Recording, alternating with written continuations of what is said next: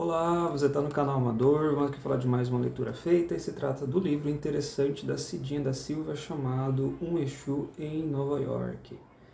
É um livro que eu não conhecia o livro, não conhecia a autora, passei a conhecer, né, essa daqui, ó, a Cidinha da Silva.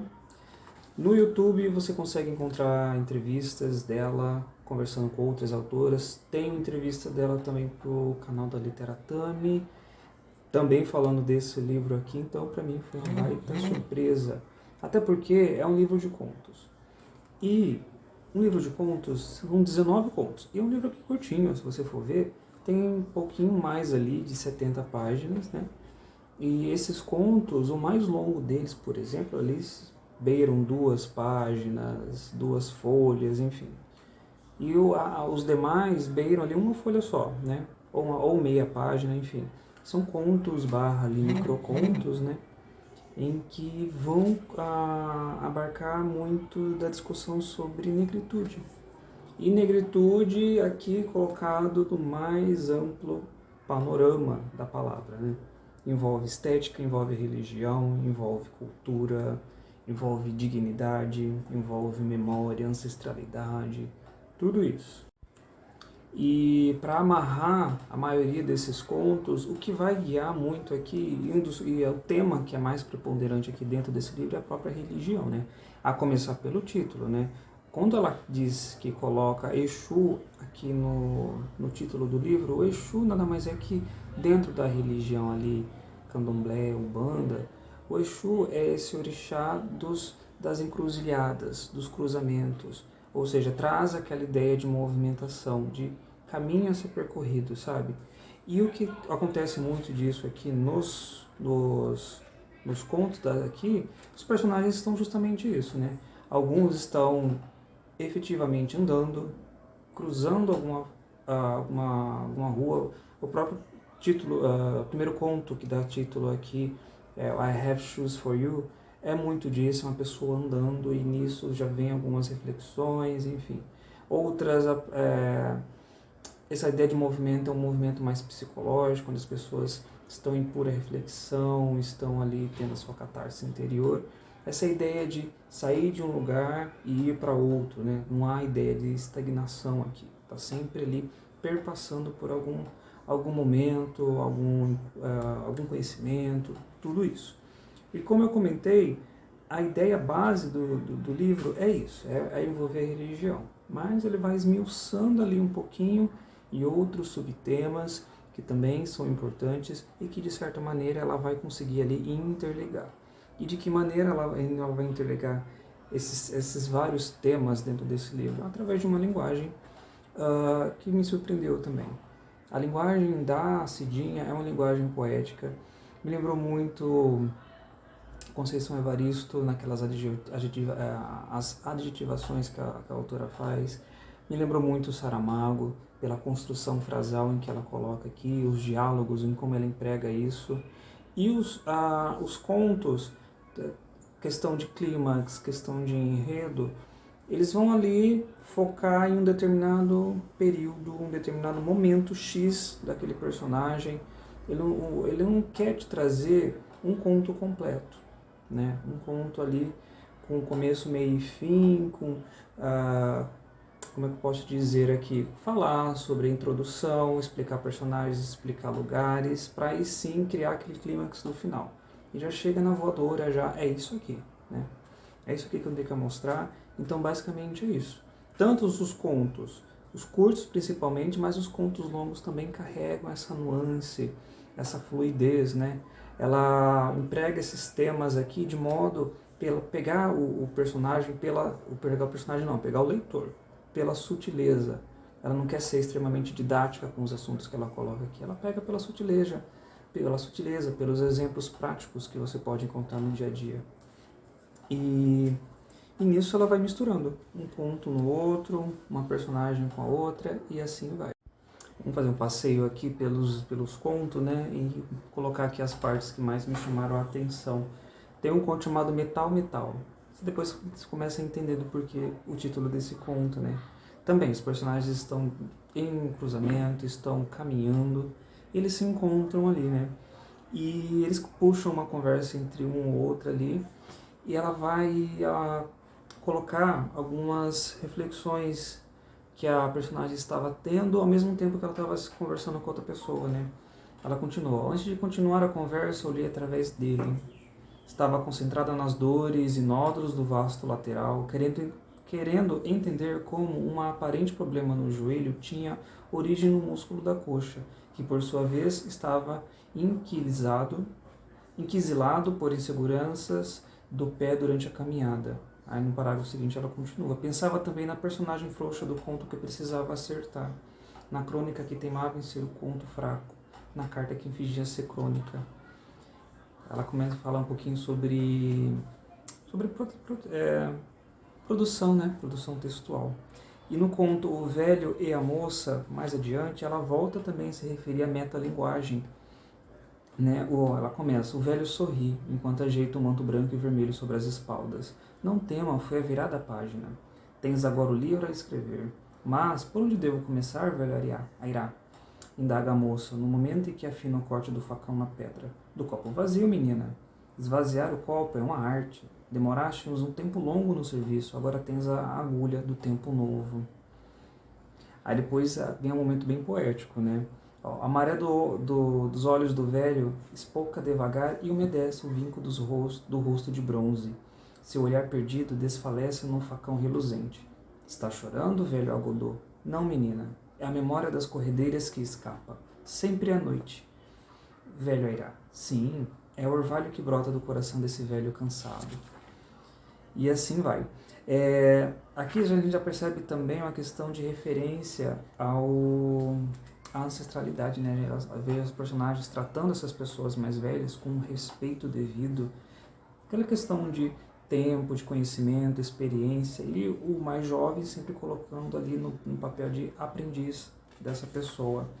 No conto seguinte, ele também faz referência a essa ancestralidade, ao respeito ao mais velho, e também coloca que ela mexe muito também com o tema da morte, né? Faz referência à morte, mas não a morte brusca, mas aquilo que a morte traz pra gente, né? No conto aqui Maria Isabel, se você for ver, é um morto que vai contar essa história, né? Ele já começa, ó, já não aguentava que ele vai, não vai. Eu querendo ir e a família insistindo para eu ficar. Meu coração, cretino, não me obedecia. E fui ficando até que ele parou. Graças a Deus. Então você já vê que é o morto contando aqui, né? Um pouquinho daquela sensação dele fazer essa passagem, esse caminho para a outra vida, enquanto a família, no que pese ali o luto, queria a presença da pessoa de volta com eles ali, né? Aí tem um conto chamado Válvulas e o conto chamado Cotinha, em que ela vai falar um pouquinho sobre a questão de religião. Tem muito também, não só da religião de matriz africana, né, como é o cerne desse conto aqui, mas também de outras religiões e como essas estão ali imbricadas e tal. No conto Cotinha, vai falar um pouquinho sobre a questão da intolerância, né? Ela coloca dois crentes ali invadindo o terreiro, agindo contra o pessoal do terreiro, o pessoal assustado e tal. Ela coloca, mulheres e crianças se abrigaram no fundo do barracão, rogando para que essa agressão acabasse logo, para que nenhum homem do terreiro chegasse e se visse obrigado a enfrentar dois crentes. E no conto Válvulas, ela também coloca uma personagem principal de encontro com um pastor. Essa personagem ali está buscando um local onde ela possa se encontrar, e dentro desse culto, esse pastor, de certa forma, as boas intenções se perdem pelo caminho. E é o que acontece com esse pastor. Né? Ela comenta, ó, eu não era assim. Quando eu ainda acreditava no amor, não precisava de drogas. Substituí o encanto perdido pela fé num ilusionista. Né? A pessoa que ela se iludiu. Aí depois ela conta, ó, renasci e procurei um pastor. E lá embaixo ela continua. Profetizou que as emoções humanas também precisavam ser alimentadas. Que Deus era magnífico, mas não saciava todas as fomes do mundo. Ou seja, Deus era magnífico, mas não saciava todas as fomes do mundo. Que fome que era essa? Com o decorrer do conto, a gente vai perceber que fome que esse pastor estava se referindo. né? E no Balanço do Teu Mar, que é o ponto seguinte, ela vai também falar sobre religião e vai falar um pouco sobre a espetacularização da religião, né?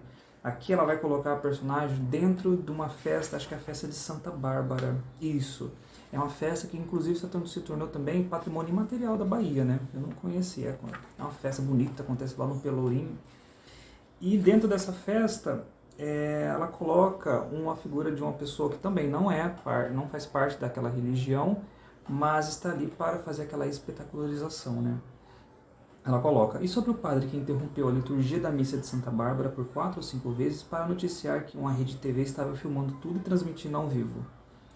E, para completar, pediu aos fiéis que avisassem os coligados pelos celulares, pelo zap, para que assistissem em casa. Ou seja, desfoca um pouquinho a importância daquela festa no sentido ali, né?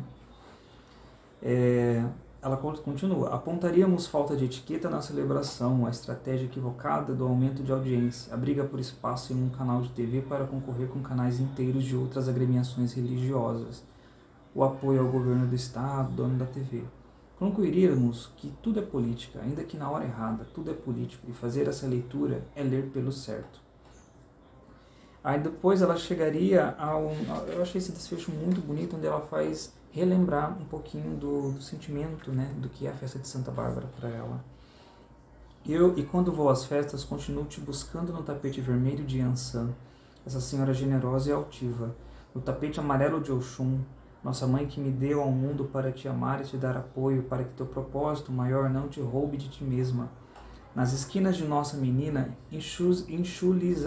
enxuzilhamentos que nos atravessam e testam. No tapete branco de Oxalá, do nosso menino, a paz que nos reserva o desfecho dessa história. No tapete branco e azul de Iemanjá, que te fez perder o voo na última vez em que nos veríamos, lembra? No som metálico do padê de Gandhi, ainda na ladeira do Pelourinho, antes na saída do tapete azul e branco, quando os agogôs anunciarão, enfim, o nosso carnaval. Muito bonita essa imagem, né? Relembrando um pouquinho dos orixás, da religião e como ela coloca isso nesse texto em linguagem popular. Tem mais uns 4 contos aqui. O conto Sábado é um conto curtinho de uma folha, mas se você for ler esse livro, leia atentamente esse conto Sábado, que o final dele é um final que você fica parado assim, né? Que foi isso que eu li, que é muito bom, realmente é muito bom. Então preste atenção no conto Sábado quando for ler esse livro. Tem um conto chamado Lua Cheia, que é um conto triste, mas o final eu achei um final muito do bem feito. Conta a história de uma mulher que ela se dedica ao máximo para o marido, para a família, né? Aquela família patriarcal, tudo e tal. E esse conto vai falar um pouquinho de traição, né? Então essa mulher que deu de tudo para essa família, para esse marido, se encontra aí no momento em que ela percebe que ela está sendo traída. Ela segue as pistas do marido e chega ao enfim, né? E o final desse conto eu achei assim muito bonito também. Bonito, tem um tom de vingança, mas é uma vingança diferente, né? Revela uma paz interior ali dessa esposa, né? Que vai atrás, que procura o que está realmente acontecendo ali com o marido.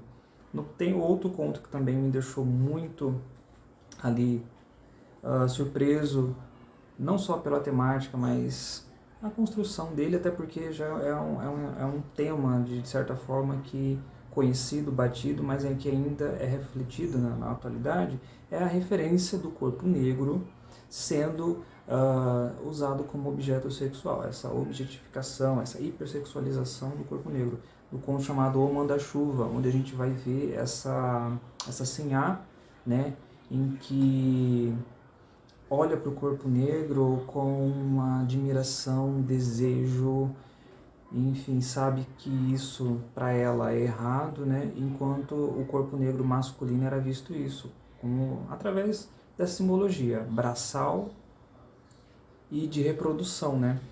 Conta que esse homem chegou a fazer 60 filhos num ano, entre as negras da fazenda e outras da região cujos donos o alugavam. Mas por que 60 filhos no ano? Quanto mais negro, mais produção, né? Mais mão de obra. E então essa Sinhá, de certa maneira, se relaciona com esse negro e ela engravida, e você já sabe o que pode acontecer com um bebê fruto disso tudo, não é mesmo?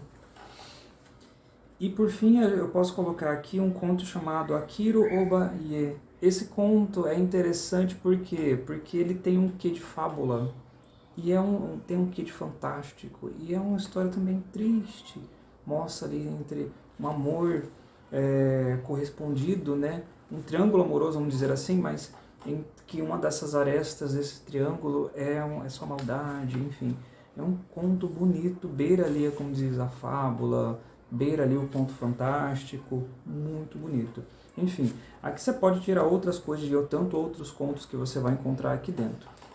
Fica a dica aqui desse livro que é muito bom, vale a pena ser lido. A autora te pega por esses choques, pequenos socos, pontapés em que ela dá com esses contos aqui, para trazer um pouco, como eu falei, né, de temática que envolve a negritude como um todo.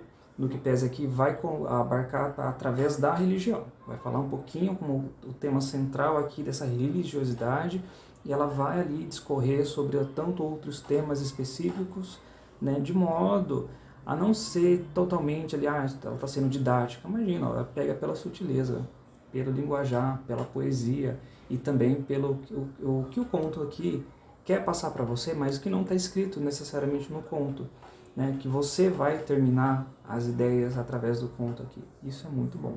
Fica a dica aqui desse livro maravilhoso que vale a pena ser lido. E se você gostou do vídeo, se inscreva no canal, tem vídeo aí toda semana e até a próxima.